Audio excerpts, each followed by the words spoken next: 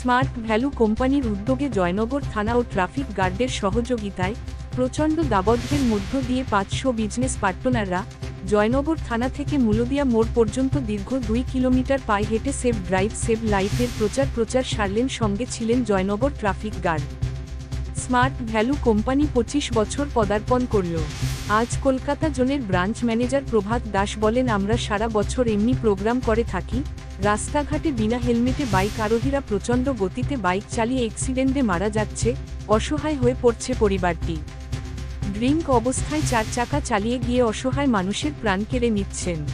সে জন্য আজ এমনি উদ্যোগ। উপস্থিত ছিলেন বারুইপুর, গোচরণ, কাকদ্বীপ, যাদবপুর ও কলকাতা শাখার বিভিন্ন টিম লিডাররা। সৌমেন দাস, বিভাস নস্কর, অমলেন্দু সেনাপতি, সুপ্রিয়া হালদার, সুমিত মাইতি, মামনি হালদার, দুর্গা চন্দ, সুকান্ত সামন্ত, অনিমেষ মান্না সহ একাধিক টিম লিডার সহ বিজনেস পার্টনাররা 2016 সালে রাজ্যের মুখ্যমন্ত্রী মমতা বন্দ্যোপাধ্যায় পথ চলতি মানুষের কথা ভেবে সেভ ড্রাইভ সেভ লাইফ কর্মসূচির শুভ উদ্বোধন করেছিলেন।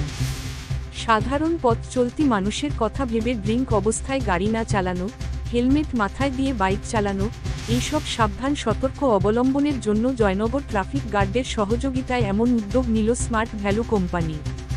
আজ জয়নগর থানার মোড়ে যেসব বাইক আরোহীরা বিনা হেলমেটে আসছিলেন চিহ্নিত করে 30 জন বাইক আরোহীর মাথায় হেলমেট তুলে দিলেন স্মার্ট ভ্যালুর কলকাতা ব্রাঞ্চ ম্যানেজার প্রভাত দাস ও জয়নগর ট্রাফিক গার্ড।